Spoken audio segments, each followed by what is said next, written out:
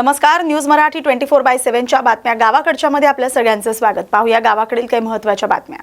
प्रजासत्ताक समाजवादी भारत पार्टी कर्मचारी कामगार संघ महाराष्ट्राच्या वतीनं सार्वजनिक बांधकाम विभागाच्या कार्यालयासमोर गेट बंद आंदोलन करण्यात आलं. कार्यालयाच्या मुख्य प्रवेशद्वारासमोर आंदोलकांनी खुर्च्यांवर बसून आत जाणारा मार्ग बंद केला आणि आंदोलनाला सुरुवात केली. आंदोलकांच्या प्रमुख मागण्यांमध्ये दुसऱ्या आणि चौथ्या शनिवारी तसंच शासकीय सुट्टीच्या दिवशी काम केल्याचं दाखवून 65 कर्मचाऱ्यांच्या वेतन दिल्याचं बनावट लेखी रेकॉर्ड तयार करणाऱ्या सर्व जबाबदार अधिकाऱ्यांवर फौजदारी गुन्हा दाखल करावा आणि संबंधित कर्मचाऱ्यांचे थकीत वेतन देण्यात यावं, ही मागणी करण्यात आली. तसंच उच्च न्यायालय आणि सर्वोच्च न्यायालयाच्या आदेशांना केराची टोपली दाखवून कर्मचाऱ्यांचं थकीत वेतन देण्यासाठी पैशाची मागणी करणाऱ्या बांधकाम विभाग मंत्रालयातील अवर सचिव आणि सार्वजनिक बांधकाम विभाग नांदेड येथील वरिष्ठ लिपिकावर फौजदारी गुन्हा दाखल करावा, अशी मागणी आंदोलकांनी केली. आम्हाला देण्यासाठी वाटप करण्यासाठी दिले होते 2020 मध्ये, ते यांनी वाटून खाल्लेत आम्हाला न देता. आणि या संदर्भामध्ये आम्ही शासनाकडे पाठपुरावा केला. 2 महिन्यापासून आझाद मैदान मुंबई येथे आमचं आंदोलन चालू आहे आणि या ठिकाणी सुद्धा आज 4-5वा दिवस आहे आंदोलनाचा. परंतु हे जे अधीक्षक अभियंता आहे हे मुज्जर अधीक्षक अभियंता आहे, याला कुठल्याच प्रकारचं नॉलेज नाही. हा स्वतःच म्हणतो की मला याच्यातलं काही कळत नाही. आणि त्यामुळे याचे जे हाताखालचे जे कर्मचारी आहेत आस्थापनेवर काम करणारे, हे अगदी सुसाट त्या गाडावर सुटल्यावर कसं पळतंय तसं पळतात. ते अधिकाऱ्याला भीत नाहीत, अधिकारी त्यांना काही म्हणत नाही, कारण अधिकारी स्वतःच म्हणतो की मला याच्यातलं काही समजत नाही. जर अधिकारी जर म्हणत असेल की बाबा याच्यातलं मला काही कळत नाही, तर मग तर खालचे कर्मचारी त्याच्या बॉस झाले ना, त्यांनी सरळ सरळ राजीनामा द्यायला पाहिजेत. खरं तर एसीनं त्याला जर काही येत नसेल तर त्याला त्या खुर्चीवर बसण्याचा काही अधिकार नाही. आमचं हे जे मागणी आहे ही सगळ्या याच्यानं डेप्युटी इंजिनियरनं मंजूर केलेलं बिल आहेत, एक्झिक्युटिव्ह इंजिनियरनं तपासून पाठवलेलं आहे मंजूर करून. त्याच्यानंतर अगोदरच्या एसीनं ते तपासून कव्हरिंग लेटर लावून स्वतःचं शिफारस पत्र लावून चीफ इंजिनियरकडे पाठवलं. चीफ इंजिनियरनं स्वतःचं पत्र जोडून शासनाकडे डिमांड मागलेली आहे आणि या गोष्टीला झालेलं आहे आता सध्या त्याला 2 वर्ष. 2 वर्षापासून हे आमचं काम करत नाहीत. आणि त्या ठिकाणी रणजित आहिरे आहे मंत्रालयामध्ये अवर सचिव, तो म्हणतो की 40 लाख रुपये द्या. आणि तो कोणाच्या माध्यमातून म्हणतो, या अधीक्षक अभियंता कार्यालयामध्ये जे आस्थापनेवर सुनील मोरे नावाचा जो व्यक्ती आहे वरिष्ठ लिपिक, त्याच्याकडे त्यांनी सांगितलं की याच्याकडून 40 लाख रुपये मला घेऊन द्या, मी याचे पैसे पाठवून देतो. असे हे मुजर लोक आहेत. सगळ्या या भ्रष्टाचारामुळे संपूर्ण देश याने मोडकळीस आणलेला आहे. याने देशातल्या सगळ्या सर्वसामान्य लोकांना असं अगदी रोडवर आणून बसवलेलं आहे. आज हे आम्ही 2 वर्षापासून आंदोलन त्यांचा पाठपुरावा करतो, तरी सुद्धा यायला जाग येत नाही. म्हणजे आता याच्या पलीकडे भारतातल्या लोकांचं काही दुर्दैव आहे असं म्हणता येत नाही. लोकशाही यांनी ठेवलीच नाही, मुळामध्ये लोकशाही यांनी ठेवली नाही. यांना कशाची भीती राहिली नाही. शासनाने यांना प्रोटेक्शन म्हणून कायदे काढलेत आणि त्या कायद्याच्या जोरावर हे लोक सर्वसामान्य लोकांचं काम करण्याची यायची ड्युटी असताना हे काम करत नाही. सर्वसामान्याचं त्याला वेटीस धरतात आणि भ्रष्टाचार मनमानी पद्धतीनं चालू आहे. त्याच्यामुळे आमचं हे जे आज गेट बंद आंदोलन आहे, आम्ही गेट बंद आंदोलन करणार. गेट बंद करणार म्हणजे या लोखंडाच्या गेटाला असं आडवं नाही लावणार, तर आम्ही गेटमध्ये बसून आमचं गेट बंद आंदोलन चालू आहे. आम्ही चांगल्या पद्धतीनं गेट बंद केलेलं आहे आणि आम्ही शासकीय पद्धतीनं काम करतो आहोत, न्यायालयाच्या पद्धतीनं काम करतो आहोत. आम्ही कोणावर अन्याय अत्याचार करत नाही, कोणत्याही अधिकाऱ्यावर आम्ही जोर जबरदस्ती सुद्धा केलेली नाही. आमच्या मागण्या मान्य करण्याचा मुळामध्ये यांचा काही अधिकारच नाही. आमच्या मागण्या मंजूर होऊन न्यायालयानं पाठवलेल्या आहेत. न्यायालयानं सर्वोच्च न्यायालयानं सांगितलेलं आहे की यांचे हे पैसे देऊन टाका म्हणून. मग यांना आमच्या मागण्या मंजूर करायच्या नाहीत, फक्त यांना पैसे द्यायचे. आमचे जे आता हिशोब केलेला आहे डिपार्टमेंटनं की बाबा यांचे पैसे किती होतात, तर ते 7,90,00,000 रुपये फक्त 90 लोकांचे आहेत. आणि आज घडीला नांदेड जिल्ह्यामध्ये 5,000 पेक्षा जास्त कर्मचारी कार्यरत होते अगोदर. आणि त्या सगळ्या 5,000 कर्मचाऱ्याचं यायला पैसे द्यायचेत.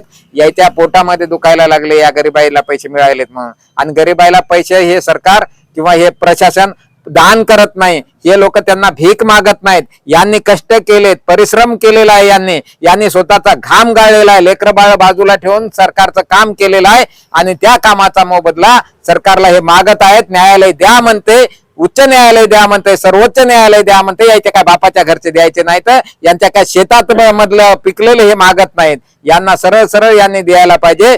हे जाणून बुजून वेटीस धरायलेत कर्मचाऱ्याला. आणि या प्रसंगी मी तुम्हाला एवढं सांगतो की येवला तालुक्यातील शेतकऱ्यांसाठी एक दिलासादायक बातमी आहे.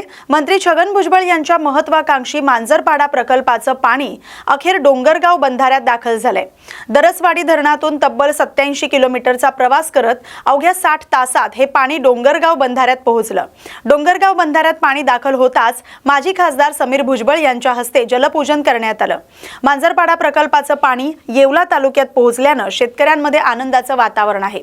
या पाण्यामुळे परिसरातील शेतीला मोठा दिलासा मिळण्यासोबतच पाणी टंचाईचा प्रश्नही काही प्रमाणात दूर होण्यास मदत होणार आहे अशी अपेक्षा व्यक्त केली जाते. खऱ्या अर्थाने या येवलेकर वासियांच्या स्वप्नाची ही स्वप्नपूर्ती आहे. त्यांनी आदरणीय भुजबळ साहेबांना जी इथे संधी दिली, काम करण्याची संधी दिली आणि इकडच्या पाण्याचा जो प्रश्न सोडवण्यासाठी साहेबांच्या पाठीमागे भक्कमपणे ते उभे राहिले आणि त्यामुळेच खऱ्या अर्थाने जे आहे साहेब या पूर्ण ताकदीनिशी जे आहे महाराष्ट्रामधली नाही तर अख्ख्या देशामधला हा सर्वात प्रथम असा झालेला हा प्रोजेक्ट आहे. जे मांजरपाड्याच्या इथून वळण बंधारे बांधून नंतर बोगदा काढून त्याच्यातून जे आहे पाणी आणण्याचं काम झालंय. खरं म्हणजे आता पाऊसही चांगला झाला, त्याच्यामुळे पुणेगाव धरणात फार मोठ्या प्रमाणात पाणी आलं. पाणी आल्या जे आहे साहेबांच्या सूचनेनुसार जे आहे जे मांजरपाडा देवसाने जे आहे तिथून ते डोंगरगाव पर्यंत जो कॅनॉल आहे तो कॅनॉलचा नुसतं कॅनॉल बनवला नाही, तो कॅनॉलचं नंतर लाईनिंगचं सुद्धा काम केलं आणि त्यामुळे जे आहे अतिशय जलदरित्या जे आहे पाणी जे आहे आज डोंगरगाव पर्यंत पोहोचलं. खरं म्हणजे गेल्या वर्षी सुद्धा पाणी आलं होतं, परंतु लाईनिंगचं थोडं काम बाकी होतं, काही गेटचं काम बाकी होतं, परंतु आता सगळं काम पूर्णतः कंप्लीट झाल्यामुळे दरसवाडीपासून ते डोंगरगाव अवघ्या 2 दिवसामध्ये जे आहे पाणी इथे डोंगरगावला पोहोचलं. आणि आता या डोंगरगावचं पाणी सगळं भरल्यानंतर आस्ती पाठीमागचे जेवढे धरणं जे आहेत ते सर्व भरून घेण्याचे आदेश साहेबांनी जे आहे अधिकाऱ्यांना दिलेले आहेत. राष्ट्रवादी काँग्रेस शरद पवार गटाच्या खासदारांनी पंतप्रधान नरेंद्र मोदी यांची भेट घेतल्यावरून वंचित बहुजन आघाडीचे नेते सुजात आंबेडकर यांनी टीका केली. सुप्रिया सुळे 8 खासदारांसह मोदींना डिलिमिटेशनच्या विधेयकाबाबत चर्चा करण्यासाठी भेटल्याचा दावा त्यांनी केलाय. संसदेत विधेयक आल्यानंतर राष्ट्रवादीचे खासदार कोणाच्या बाजूने मतदान करतात हे स्पष्ट होईल असंही ते म्हणाले. भाजप शिंदे गटाची शिवसेना आणि अजित पवार गटाच्या राष्ट्रवादीचा शेल पक्ष म्हणून वापर करत असल्याचा आरोप त्यांनी केलाय. जंतर मंतरवरील लाठीचार्ज अमित शहांच्या इशाऱ्यावर झाल्याचा आरोपही आंबेडकर यांनी केलाय. शरद पवार यांच्या राजकीय भूमिकेवर टीका करताना त्यांची पुरोगामी भूमिका नेहमीच नाटकी आणि खोटी असल्याचा दावा त्यांनी केलाय. 2014 मध्ये भाजपला बाहेरून पाठिंबा देण्यापासून पहाटेच्या शपथविधीपर्यंतच्या घटनांचा दाखला देत त्यांनी शरद पवारांवर निशाणा साधलाय. हे बघा, डिलिमिटेशनचं जे बिल होतं ते मोठ्या प्रमाणात सरकारमध्ये लोकसभेमध्येच हाणून पाडलं होतं आणि त्याच्यामुळे काय झालंय की मोठ्या प्रमाणामध्ये भाजपनी इतर पक्ष फोडून स्वतःची आकडेवारी ही लोकसभेमध्ये वाढवायचा प्रयत्न केलाय. सर्वात पहिले आम आदमी पार्टी फोडलं, राघव चड्डा त्याचेच एक एक्झाम्पल दिसतात आपल्याला इथं. मग त्याच्यानंतर तृणमूल काँग्रेस फोडली, शायनी घोष आणि इतर खासदार म्हणजे नरेंद्र मोदींना एकेरी शिव्या देत होते ते आपल्याला नरेंद्र मोदींच्याच पक्षामध्ये आज आपल्याला दिसतात. दुसऱ्या बाजूला मग महाराष्ट्रात आले तर त्यांना माहितीये महाराष्ट्रातले पक्ष यांनी ऑलरेडी 2दा फोडले, त्यांचं घरचंच काम आहे ते पक्ष फोडणं, तर त्यांनी परत उभाटाचा पक्ष फोडला. 6 खासदार उद्धव बाळासाहेब ठाकरेंचे हे डायरेक्ट शिंदे सेनेमध्ये गेले होते. आणि आपल्याला एक दिसेल की अजित पवारांचा जो पक्ष आहे आणि एकनाथ शिंदेचा जो पक्ष आहे, भाजप या 2 पक्षांना आपण शेल कंपनी हा कसा नाव ऐकलंय, फंड फिरवायला शेल कंपनी वापरतात, तसं ह्यांना शेल पक्ष म्हणून वापरतात की पहिले खासदार ह्या शेल मध्ये जाऊ शेल पक्षातनं आपल्या पक्षात घेऊ, असं ते खासदार फिरवण्यासाठी हे 2 पक्ष ते शेल पक्ष म्हणून वापरतात. आणि ह्या परिस्थितीमध्ये आजच आपल्याला दिसेल की सुप्रियाताई 8 खासदारांना घेऊन जे नरेंद्र मोदींना भेटायला गेले त्याची पण तुम्हाला लवकरच माहिती मिळेल की ते डिलिमिटेशन बरोबरच चर्चा करायला गेले होते आणि डिलिमिटेशन झाल्यावर आपल्याला हे सुद्धा दिसेल की राष्ट्रवादी काँग्रेसच्या खासदारांनी कोणत्या बाजूनी मतदान केले. आता मुद्दा राहिला दिल्लीच्या जंतर मंतर वरती झालेल्या हल्ल्याचा आणि जबाबदारीचा. आम्ही ठामपणे ज्या दिवशी महाराष्ट्र बंद केला आणि त्याच्या आदल्या दिवशी जेव्हा ह्या घटनेच्या आपल्यापर्यंत रिपोर्ट्स आले तेव्हापासून वंचित बहुजन आघाडीचे सगळी लोक एकच म्हणतायत की दिल्ली पोलीस ही दिल्ली गव्हर्नमेंटच्या अंतर्गत नाही. दिल्ली पोलीस ही होम मिनिस्टरला आन्सर करते.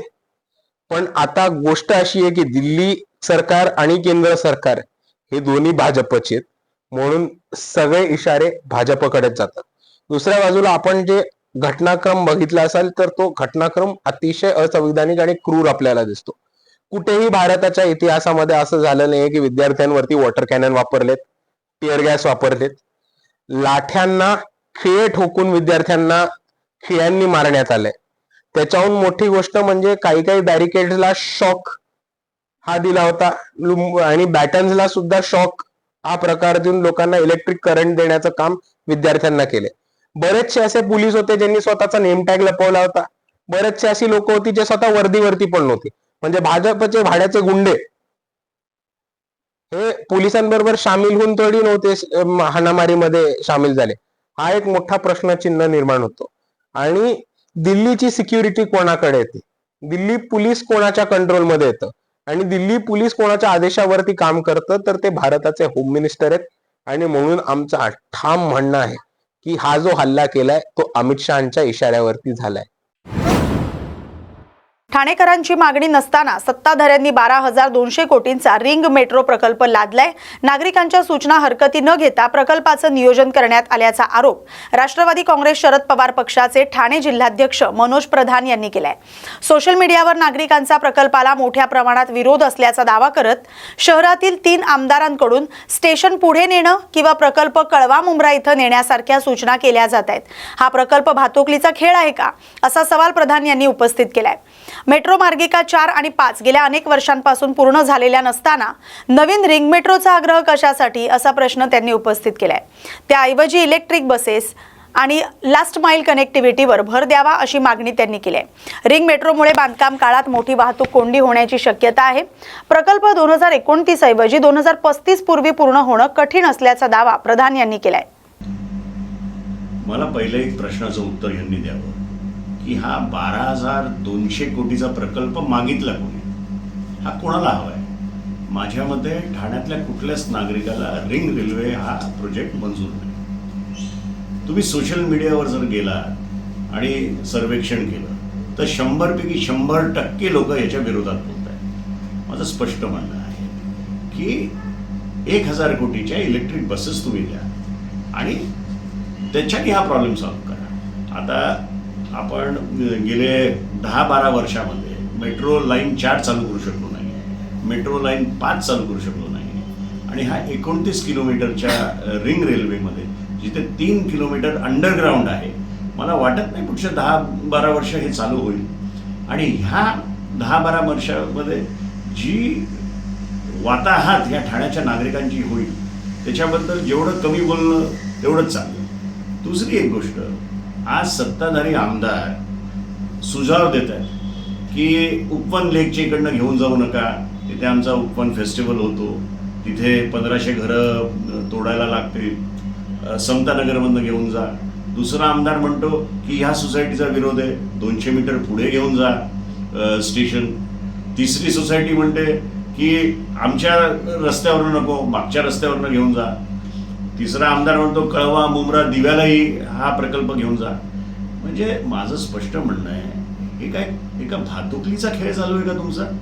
तुम्हाला सत्तेमध्ये असूनही माहीत नाही की हे याचं नियोजन काय आहे. मी वारंवार सांगतोय की हे विदाऊट एनी विजन केलेला हा प्रकल्प आहे. याचा ठाणेकरांना कंप्लीट विरोध आहे.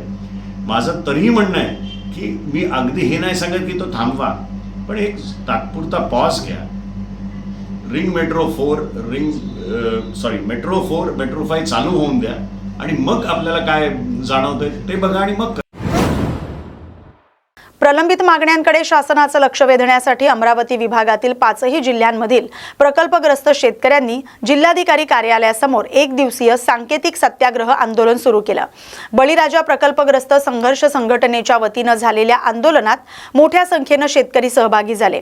प्रकल्पग्रस्तांच्या नोकरीतील समांतर आरक्षणाचा कोटा 5% 15% करावा, उच्च न्यायालयाच्या निर्णयानुसार 50% राखीव जागांचा लाभ द्यावा आणि पूर्वीप्रमाणे थेट नोकरीची व्यवस्था लागू करावी अशी प्रमुख मागणी करण्यात आली। स्पर्धा परीक्षांमध्ये समांतर आरक्षण, अधिग्रहित जमिनीचा योग्य मोबदला आणि इतर प्रलंबित प्रश्न तातडीने सोडवावेत अशी मागणी आंदोलकांनी केली। वर्षानुवर्ष प्रश्न प्रलंबित असल्यानं शेतकऱ्यांमध्ये नाराजी आहे। शासनानं ठोस निर्णय घ्यावा अशी भूमिका आंदोलकांनी मांडली।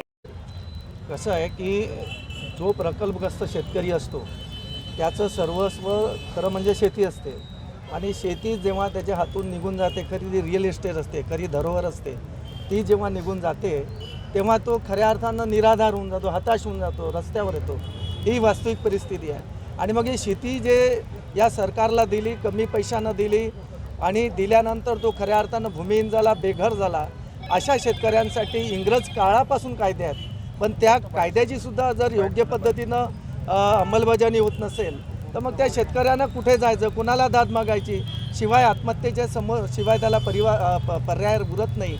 आणि अशा परिस्थितीमध्ये अनेक लोकांनी आमच्या प्रकल्पग्रस्तांनी आत्महत्या केल्या आहेत। आज जर विचार केला आपण तर गेल्या 15 वर्षापासून आम्ही आंदोलनं करतोय। आपण सुद्धा त्या आंदोलनाला चांगल्या प्रकारे त्याची प्रसिद्धीसुद्धा केली, सरकारपर्यंतसुद्धा तुम्ही पोहोचवलं।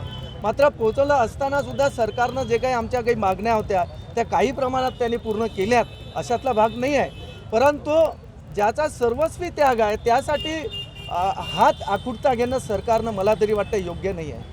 कारण महाराष्ट्राला सुजलाम सुफलाम करण्यासाठी एकमेव उदात्तमतवादी कोणी या राष्ट्राच्या धर्तीवर असेल तो शेतकरी आहे। आणि शेतकरी हा शेतीशिवाय जगू शकत नाही आणि शेतीच त्याची मुख्य सरकारनं हिसकावून घेतली तर कायद्याच्या तरतुदीचं सुद्धा त्याच्यासाठी अंमलबजावणी ज्या ते केली पाहिजे त्या लागू केल्या पाहिजे। आता सरकारनं आम्हाला सानुग्रह अनुदान दिलं 832 कोटी, ते अजूनपर्यंत पूर्ण नेले नाही, 2 वर्ष झालेले आहेत। मात्र या अजून त्याच्यातलं जवळपास 40% सानुग्रह अनुदान वाटप व्हायचं राहिलं आहे। प्रकल्पग्रस्तांसाठी इथं अमरावतीला पुनर्वसन प्राधिकरण स्थापन केलं, ते स्थापन केल्यापासून या ठिकाणी खऱ्या अर्थानं न्यायाधीशच बसवला नाही, त्यामुळे हजारो प्रकल्प प्रलंबित आहे। या प्रकल्पग्रस्तांसाठी फक्त आणि फक्त बळीराजा संघटनेनं आर्थिक विकास महामंडळ मागितलं होतं, ते स्थापन केलं, त्याचा GR काढला, मात्र त्याच्यावर समिती बसवली नाही, त्याच्यामध्ये पैशाची तरतूद केली नाही। अशा प्रकारचे ते काही काम करत आहेत ते योग्य नाही। आणि सगळ्यात जो मोठा मुद्दा आहे, माननीय देवेंद्र फडणवीस साहेबांनी 16 एप्रिलला अमरावतीला जेव्हा आम्ही त्यांचा कार्यक्रम घेतला होता त्या दरम्यान सत्याग्रह आंदोलनाच्या माध्यमातून नेमकी तुमची भूमिका काय राहणार आहे? आज जो सत्याग्रह आहे, ज्या आमच्या महत्त्वाच्या ज्या मागण्या आहेत त्याच्यातली मुख्य एक मागणी आहे की महाराष्ट्रामध्ये प्रकल्पग्रस्त लाखोच्या घरात आहेत आणि लाखो प्रकल्पग्रस्तांसाठी खऱ्या अर्थानं 5% जे समांतर आरक्षण होती, 1980 समांतर आरक्षणाची मर्यादा 5% घालवली होती। आज 2026 आहे, 46 वर्ष झाले, 46 वर्षामध्ये 1% आरक्षण वाढवलं नाही। आमचं म्हणणं एवढंच आहे, आरक्षणाची मर्यादा 15% करण्याचं आपण आश्वासन दिलं होतं, त्याची पूर्तता करावी आणि उच्च न्यायालयाच्या निर्देशानुसार त्यांनी जो निकाल दिला त्याच्यामध्ये सर्व क्षेत्रामध्ये ज्या ज्या भागामध्ये ज्या विभागामध्ये सरकारनं जमिनी शेतकऱ्यांच्या संपादित केल्या त्या शेतकऱ्यांच्या 50% जागा राखीव करून त्यांची विशेष भरती करण्यासंदर्भात जो निर्णय आहे ते सरकारनं अवलंबलं पाहिजे, त्याचा निर्णय घेतला पाहिजे। आणि मला एवढंच म्हणायचं आहे की सरकार जर संवेदनशील असेल, शेतकऱ्यांच्या बाजूनं आम्ही आहोत, शेतकऱ्यांचं कर्जमाफी केली आहे, आम्हीसुद्धा शेतकरी आहोत, आम्हीसुद्धा मोठा त्याग केलेला आहे, म्हणून प्रकल्पग्रस्तांच्या संदर्भात आपण योग्य निर्णय घेतला पाहिजे। आता एक महत्त्वाचा मुद्दा, 20 जुलैला माननीय मकरंद पाटील साहेबांनी माननीय मुख्यमंत्र्यांच्या निर्देशानुसार आशिष जयस्वाल, मकरंद आबा पाटील यांनी बैठक घेतली आणि त्या बैठकीमध्ये निर्णय घेतला, सरळ खरेदीधारक शेतकऱ्यांना प्रमाणपत्र देणं बंद केलं तर सरकारनं 2025 पासून। आमच्या त्या आंदोलनाच्या या दणक्यामुळे त्यांनी 4 ऑगस्टला परिपत्रक काढलं, ते देणं सुरू केलं। मात्र महाराष्ट्रातले जे जुने प्रकल्पग्रस्त आहे तो त्याचा विरोध करत आहे, ते म्हणत आहे की यांना प्रचंड पैसा मिळालेला आहे, हे प्रकल्पग्रस्तांच्या सदनेत बसत नाही, हे कुठंतरी चूक आहे। त्यांनीसुद्धा जमीन सरकारला दिल्या, आम्हीसुद्धा सरकारला दिल्या, प्रोजेक्ट दोघांच्या भरोशावर उभे झाले, मात्र ते सुद्धा सरकारनं त्याचा निर्णय जो घेतला आहे तो कायम ठेवला पाहिजे आणि प्रकल्पग्रस्तांना न्याय दिला पाहिजे। हा एक संकेत आहे, सांकेतिक आंदोलन आहे। ह्याच जर सरकारनं आमच्याशी या संदर्भात सकारात्मक चर्चा केली नाही तर आम्ही निश्चित प्रचंड स्वरूपाचं आंदोलन करणार आहोत.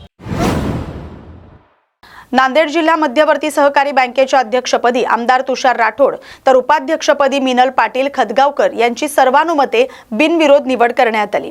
बँक सुरळीत चालवण्यासोबतच शेतकऱ्यांच्या प्रश्नांसाठी आम्ही प्रयत्न करणार आहोत. यापूर्वी बँकेची स्थिती फार बिकट होती, मात्र आता बँक व्यवस्थित सुरू आहे. यापुढेही महायुती आणि महाविकास आघाडीचे सर्व संचालक मंडळ एकत्रितपणे काम करून बँकेला आणखी चांगल्या स्थितीत आणण्याचा प्रयत्न करणार असल्याचा विश्वास आमदार तुषार राठोड यांनी व्यक्त केला. जिल्हाभरातील सर्व पक्षांनी एकत्र येऊन लढली होती. शेतकरी विकास पॅनलच्या माध्यमातून या निवडणुकीला महाविकास आघाडी आणि महायुती सर्व घटक पक्ष एकत्र येऊन सामोरं गेले होते आणि त्यानंतर निवडणूक पार पडल्यानंतर आज या निवडणुकीचे अध्यक्ष आणि उपाध्यक्षाची निवड झालेली आहे आणि या निवडीमध्ये संचालक मंडळांनी सर्वानुमते बिनविरोध त्यांनी माझी निवड केलेली आहे व त्याचबरोबर उपाध्यक्षपदासाठी त्यांनी मिनलताई पाटील यांची त्यांनी निवड केलेली आहे आणि मी सर्वप्रथम सर्व संचालक मंडळाचं मी आभार व्यक्त करतो आणि त्याचबरोबर ज्यांनी ही निवड करण्यामध्ये निवड केली ते आमचे नेते अशोकरावजी चव्हाण साहेबांचे या ठिकाणी आम्ही दोघंही आम्ही त्यांचं मनापासून आभार व्यक्त करतो. मी मागच्या 12 वर्षापासून मुखेड विधानसभेचा आमदार म्हणून काम करत आहे, परंतु सहकार क्षेत्रामध्ये एका जिल्ह्याच्या बँकेचा अध्यक्ष म्हणून काम करण्याची संधी अशोकरावजी चव्हाण साहेबांनी मला या ठिकाणी प्राप्त करून दिलेली आहे. त्याबद्दल मी त्यांचे आभार. चोपडा शहर पोलिसांनी कत्तलीच्या उद्देशानं गोवंशाची वाहतूक करणाऱ्या 2 वाहनांवर कारवाई केली. 2 स्वतंत्र कारवायांमध्ये तब्बल 9 गोवंश आणि 2 वाहनं असा सुमारे 15 लाख रुपयांचा मुद्देमाल पोलिसांनी जप्त केलाय. चोपडा शहर पोलीस ठाण्याचे पोलीस निरीक्षक पवन देसले यांना गोपनीय माहिती मिळाल्यानंतर पोलिसांनी जुना शिरपूर रस्ता, बोरा अजंटी मार्ग आणि आडगाव रस्त्यावर कारवाई केली. या कारवाईत 9 गोवंश पोलिसांच्या ताब्यात घेण्यात आले. त्यांना गोशाळेत सुरक्षितपणे रवाना करण्यात आले. तसंच दोन्ही वाहनं जप्त करून संबंधितांविरोधात चोपडा शहर पोलीस ठाण्यात गुन्हा दाखल करण्यात आलाय. गोवंशाची अवैध वाहतूक अथवा कत्तलीच्या उद्देशानं वाहतूक होत असल्याचं निदर्शनास आल्यास नागरिकांनी तात्काळ पोलिसांना माहिती द्यावी, मात्र कायदा हातात घेऊ नये असं आवाहन पोलीस निरीक्षक पवन देसले यांनी केलंय. आपल्याकडे चोपडा पोलीस स्टेशनला 2 गुन्हे दाखल झालेले आहेत. CR नंबर 330 आणि 331/26 यामध्ये परवा आपल्याला 3:30 वाजता आणि काल 5:30 वाजता माहिती मिळाली की काही इसम गोवंश वाहतूक करत आहेत. मग आपण तात्काळ तिथं पोलीस पाठवले आणि ते संपूर्ण गोवंश आपण गोशाळेत जमा केलेले आहेत आणि त्या दोघंही गाड्या आपण जप्त केलेल्या आहेत. तर एकामध्ये आपण एक पावरा त्याला आरोपी केलेले 2 इसम फरार आहेत आणि दुसऱ्या गुन्ह्यामध्ये आपण अज्ञात आरोपीविरुद्ध गुन्हा दाखल केला आहे. आम्हाला गाडीचे डिटेल्स मिळाले आहेत. गुन्हा दाखल आहे. जवळजवळ 14 ते 15 लाख मुद्देमाल आपण जप्त केलेला आहे. या दोन्ही गुन्ह्यांचा तपास हेड कॉन्स्टेबल पारदी आणि हेड कॉन्स्टेबल रजनीकांत हे करत आहेत. मी सर्वांना आवाहन करतो की जर असं काही आपल्याला वाहतूक आढळली तर 112 डायलला कॉल करा किंवा आम्हाला कळवा. स्वतः कायदा हातात घेऊ नका. जर कोणी कायदा हातात घेणार तर आम्ही कायदेशीर कारवाई करणार. जामनेर आगारातील नवीन एसटी बस मध्यरात्रीच्या सुमारास चोरीला गेल्याची घटना घडली. चोरी झालेली बस जामनेर तालुक्यातील शहापूर गावाजवळ जामनेर शहरापासून सुमारे 12 किलोमीटर अंतरावर सोडून देण्यात आल्याचं आढळून आलं. बस चोरीनंतर चोरटे पसार झाले. या घटनेमुळे जामनेर आगाराच्या सुरक्षा व्यवस्थेवर प्रश्नचिन्ह उपस्थित झाले. जामनेर बस स्थानक परिसरात यापूर्वी देखील चोरीच्या घटना घडत असल्याच्या तक्रारी समोर आल्यात. त्यातच आता थेट आगारातील नवीन एसटी बस चोरीला गेल्यानं सुरक्षा व्यवस्थेचा मुद्दा पुन्हा एकदा ऐरणीवर आलाय. दरम्यान बस नेमकी कोणत्या उद्देशानं चोरी करण्यात आली आणि या घटनेमागे कोणाचा हात आहे याचा तपास जामनेर पोलीस करत आहेत. येवला तहसील कार्यालयावर विविध मागण्यांसाठी भारताचा कम्युनिस्ट पक्ष, मार्क्सवादी, भारतीय किसान सभा आणि सिटूच्या वतीनं भव्य मोर्चा काढण्यात आला. गायरान जमिनी शेतकऱ्यांच्या नावे कराव्यात, वनजमिनी करणाऱ्यांच्या नावे कराव्यात, कसणाऱ्यांच्या नावे कराव्यात, तसंच वनजमिनी संदर्भातील अपात्र दावे पात्र करावेत यांसह विविध मागण्या यावेळी करण्यात आल्या. या मोर्चात कामगार, शेतकरी आणि कष्टकरी मोठ्या संख्येने सहभागी झाले होते. प्रलंबित मागण्यांकडे शासनानं लक्ष वेधण्यासाठी आंदोलकांनी यावेळी जेलभरो आंदोलन केलं. शासनानं तातडीनं मागण्यांची दखल घेऊन योग्य तो निर्णय घ्यावा अशी मागणी आंदोलकांकडून करण्यात आली.